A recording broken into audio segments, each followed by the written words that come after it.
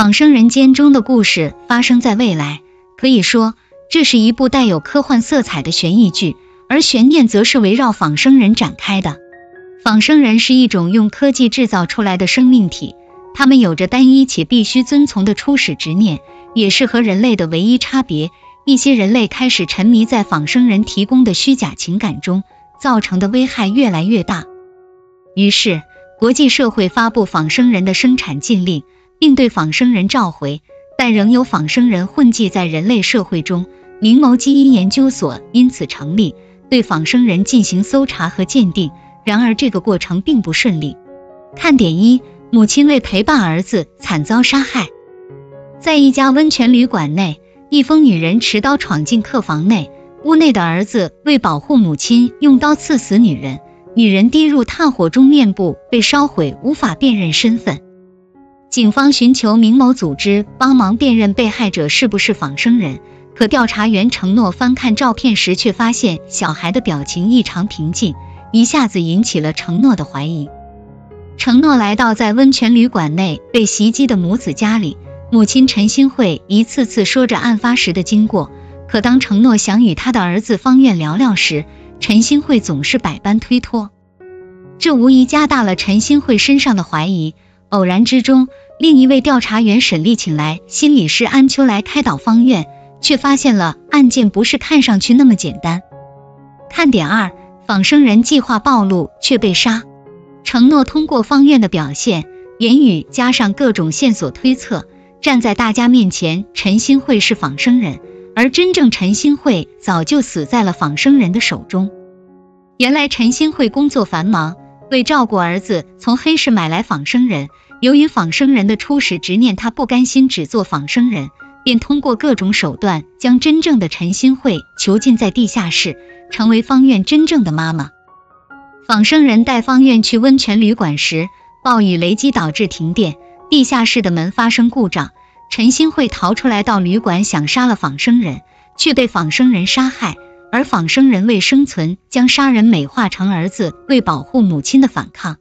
得知真相后，承诺带领其他调查员仿生人，却发现他被摆成怪异的形状离奇死亡，这让整个案件更加扑朔迷离了起来。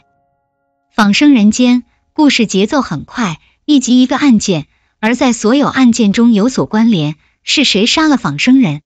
承诺母亲的死亡的真相是什么？值得一提的是，该剧在每一个案件中洞察人性，如母亲和孩子之间的复杂情感，丈夫与妻子间的矛盾爱情等等。正是人类情绪的复杂性，让这部剧不断拥有吸引着观众往下看的兴趣。除了剧情是该剧吸引人的一大法宝之外，剧中演员的表现也俘获了一大批观众，尤其是这几位演员的表演令人拍案叫绝。第一位，刘琳。刘琳在今年带给观众太多惊喜了，苦瓜一样的存花妈妈，嘴硬心软的如玉妈妈。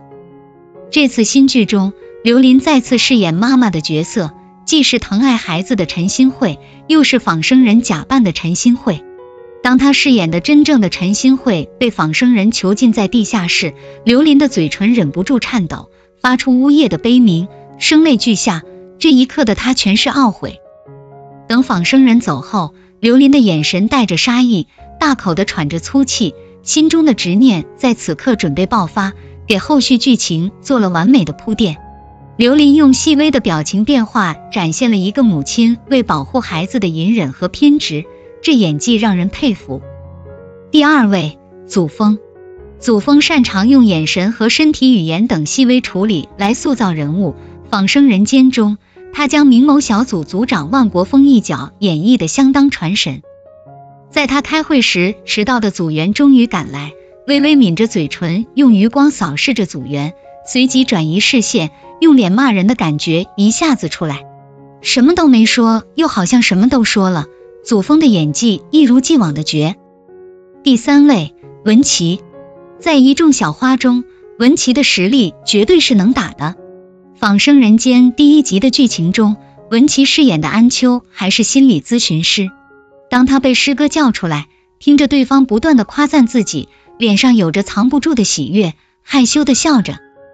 而听闻与仿生人有关的恶性案件后，文琪的眉头微蹙，眼中都是对受害者的同情。文琪将角色的情感层次表达非常到位，让人物更加的鲜活立体。值得一提的是，宋威龙、刘丹、宋宁峰等人的演绎也非常精彩，值得一看。仿生人间的题材十分新颖，将镜头对准未来的世界，有些科幻的色彩却不深奥，让所有观众都能接受。